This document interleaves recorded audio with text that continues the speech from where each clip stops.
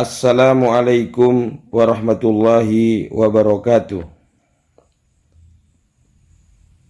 Alhamdulillah, pada kesempatan ini Sinar JS dapat membuat konten baru, di mana konten baru ini tentu banyak sekali orang yang membutuhkan, terutama bagi yang mempelajari atau belajar membaca Al-Quran. Di dalam membaca Al-Quran, yang sangat dibutuhkan adalah penguasaan terhadap ilmu tajwid. Oleh karena itu, Sinar JS mencoba menyusun atau membuat konten mengenai ilmu tajwid. Mudah-mudahan konten ini dapat memberikan manfaat bagi masyarakat secara umum.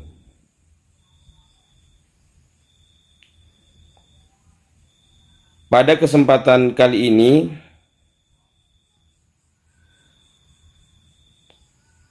kita akan memulai dengan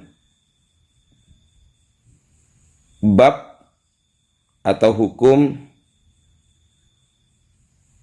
non mati dan tanwin. Di dalam Al-Quran tentu kita akan menjumpai banyak sekali non mati dan tanwin. Apabila kita menemukan non mati dan tanwin di dalam Al-Quran, maka dapat dipastikan bacaannya akan masuk kepada bacaan yang akan kita bahas pada kali ini.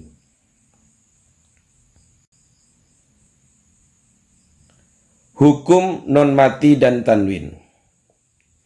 Hukum non mati dan tanwin itu ada yang menyebut hukum bacaannya ada 4, ada juga yang menyebutnya dengan 5. Hukumnya ada 5 atau ada 5 bacaan.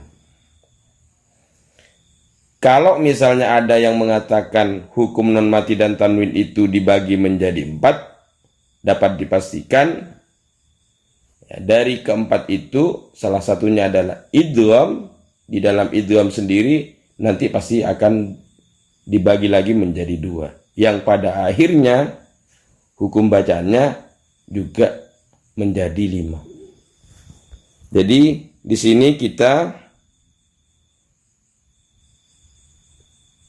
menentukan atau kita pembagian di dalam hukum non mati dan tanwin ini kita bagi menjadi 5. Apa saja yang 5? Mari kita kupas satu per satu. Yang pertama adalah idhar. Apa yang disebut dengan idhar?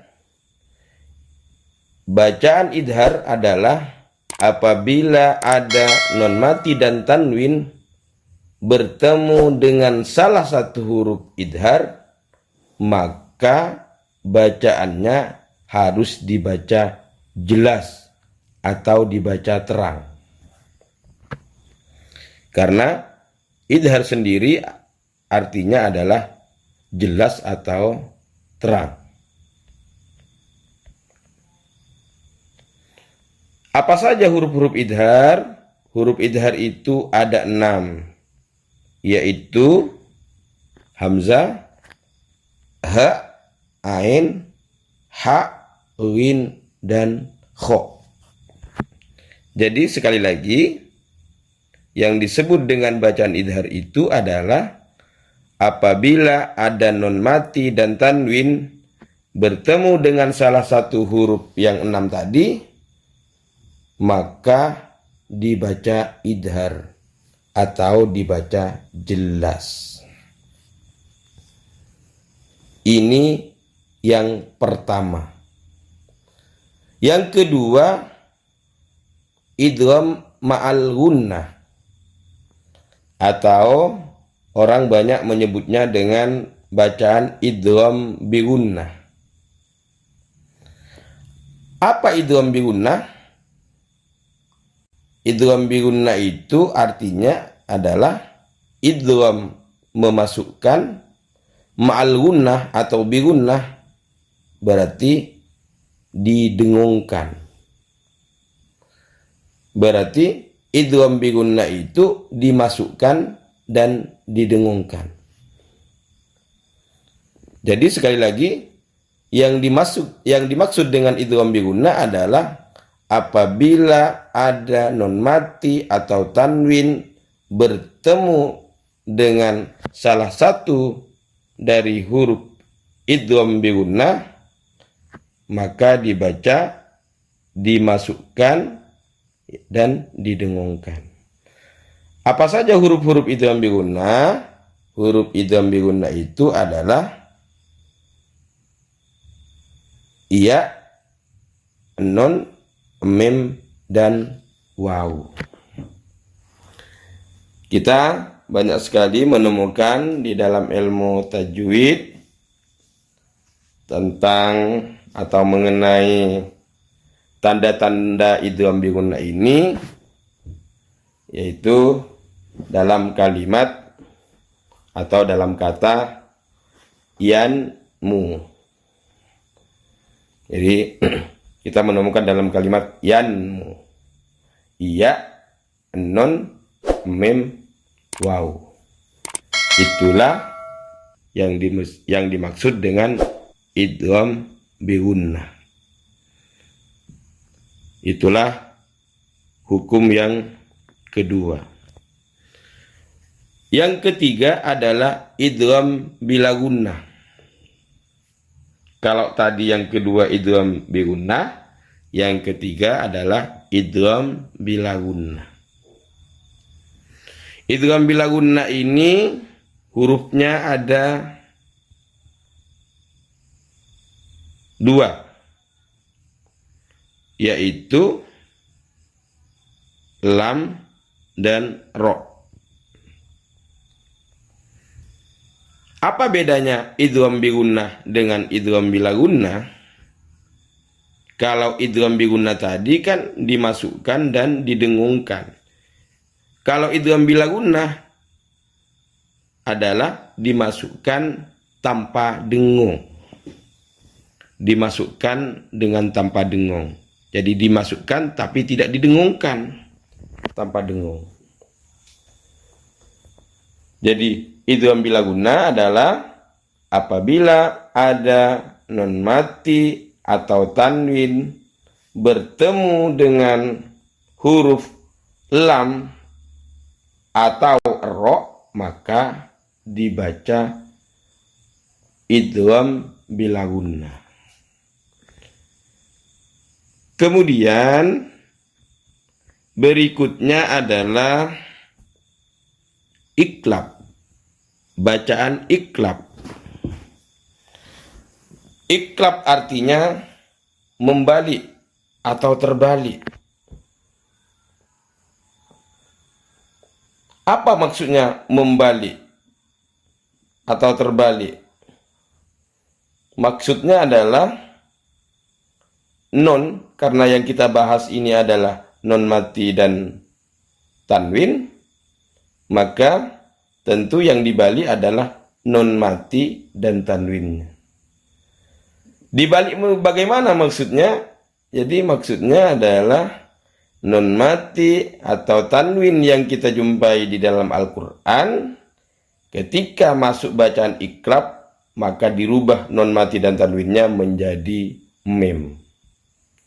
Sekali lagi, non mati dan tanwinnya dibalik dari nun mati dan tanwin menjadi mim. Apa saja hurufnya iklab? Hurufnya iklab itu hanya ada satu, yaitu huruf ba. Sekali lagi, hurufnya iklab itu hanya satu, yaitu huruf ba. Jadi, apabila ada nun mati dan tanwin bertemu dengan ba, maka bacaannya dibaca iklab. Kemudian, yang nomor 5 adalah bacaan ikhfa. Ikhfa sendiri artinya adalah samar.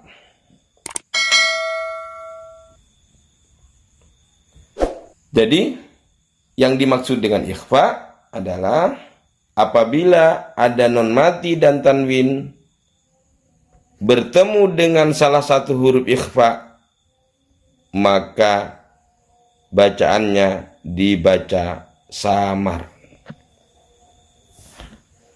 Apa saja huruf-huruf ikhfa? Huruf ikhfa itu ada 15,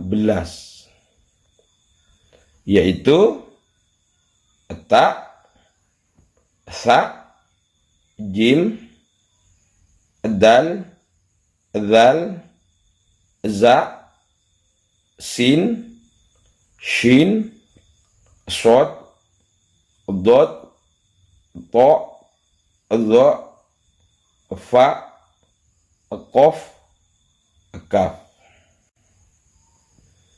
Di mana huruf-huruf ikhfa ini kita sering menjumpai di dalam ilmu tajwid yang dibentuk nadhoman, yaitu dengan bunyi atau yang berbunyi Syiddathana kam jada syah sungqad sama dum toyiban zidfitu kondak zolima. Atau saya dulu dapat ilmu dari guru saya, dan ini tidak pernah saya jumpai di dalam ilmu tajwid, saya hanya dapatkan dari beliau, yaitu dengan bacaan ta sajimun dalu dalza sinun shinun saddat ta'u wa'un fa'un qafun kafun. Jadi kalau dibaca seperti barusan, dibaca nazam, maka insya Allah biasanya lebih mudah untuk dihafal. Jadi sekali lagi, ikhfa itu adalah bacaan yang dibaca samar. Yang dimaksud dengan ikhfa adalah apabila ada nun mati dan tanwin bertemu dengan salah satu huruf yang 15 tadi, maka dibaca ikhfa. Baik nun mati bertemu dengan ta, bertemu dengan zal, bertemu dengan sin, nah itu akan dibaca ikhfa. Ini yang bisa saya sampaikan mengenai hukum non mati dan tanwin. Nanti kita tidak hanya belajar teori, tapi juga akan langsung praktek, di mana nanti kita akan langsung praktek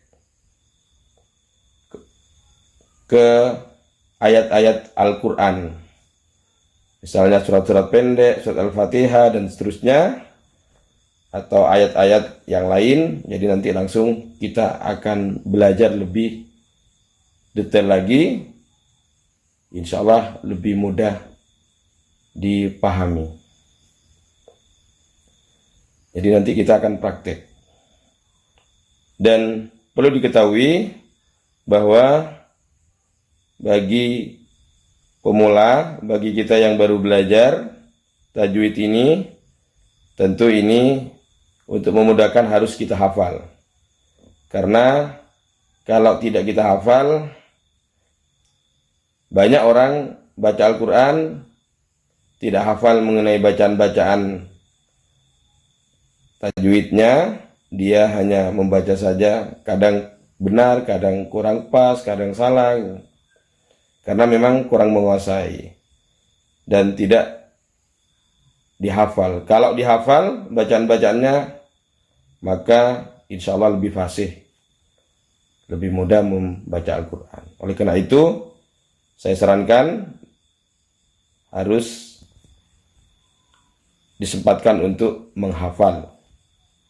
Jadi karena kita hari ini belajar nun mati dan tanwin, maka mari sambil lalu kita hafalkan hukum nun mati dan tanwin ini yang disebut tadi dibagi menjadi 5. Kemudian dari kelimanya ada huruf-hurufnya juga kita hafalkan. Mungkin itu pada kesempatan ini. Sekali lagi pada pertemuan berikutnya, kalau misalnya pertemuan berikutnya kita tidak langsung praktek, berarti kita masih belajar teori. Tapi bisa saja langsung praktek. Baik, sebelum saya akhiri, bagi yang mendengarkan konten ini, saya berharap jangan lupa konten ini di-subscribe, di-like, kemudian komen, dan sebisa mungkin di-share ke relasi dan teman-teman kita. Baik, terima kasih. Sampai jumpa di pertemuan berikutnya. Saya akhiri. Assalamualaikum warahmatullahi wabarakatuh.